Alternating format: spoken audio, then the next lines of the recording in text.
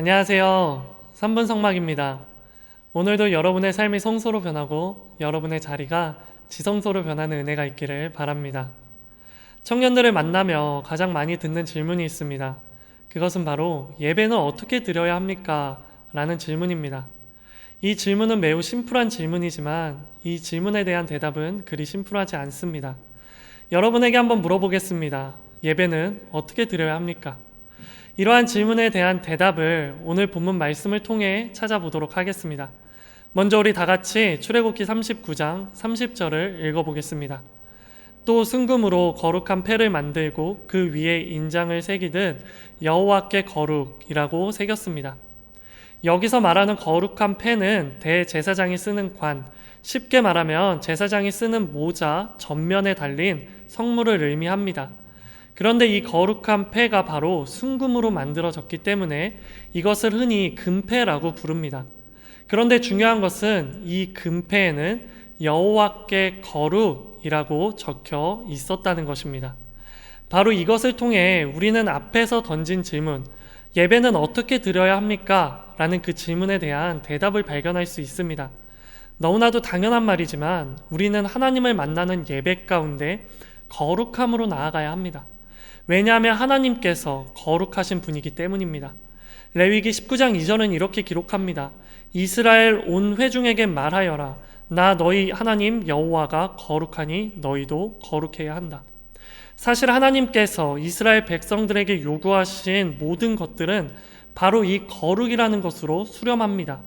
하나님께서 십계명을 주신 이유도 이스라엘의 거룩을 위함이요, 하나님께서 제사법을 알려주신 이유도 이스라엘의 거룩을 위함이었습니다. 그렇게 하나님께서는 구약 성경을 통해 이스라엘 백성들에게 거룩함을 요구하셨지만 결국 이스라엘 백성들은 그것을 지키지 못하고 실패했습니다. 그런데요, 이러한 이스라엘 백성들의 모습이 왠지 낯설지 않습니다. 왜냐하면 우리 역시 하나님 앞에서 거룩함을 유지하며 이 거친 세상을 살아가는 것이 너무나도 어렵고 또 힘겹기 때문입니다.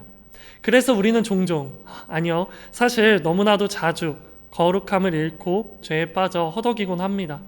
그렇다면 이러한 상황 가운데서 과연 어떻게 거룩함을 유지할 수 있을까요? 과연 어떻게 거룩함으로 하나님을 예배할 수 있을까요?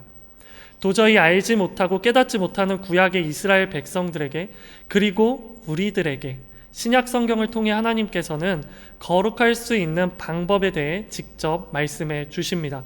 바로 디모데전서 4장 5절입니다. 하나님의 말씀과 기도로 거룩하여 짐이라. 사랑하는 청년 여러분, 기억하십시오.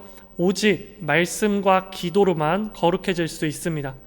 그러니 오늘부터라도 조금씩 말씀을 읽고 묵상하십시오. 그리고 오늘부터 조금이라도 시간을 구별하여 하나님 앞에 기도하십시오.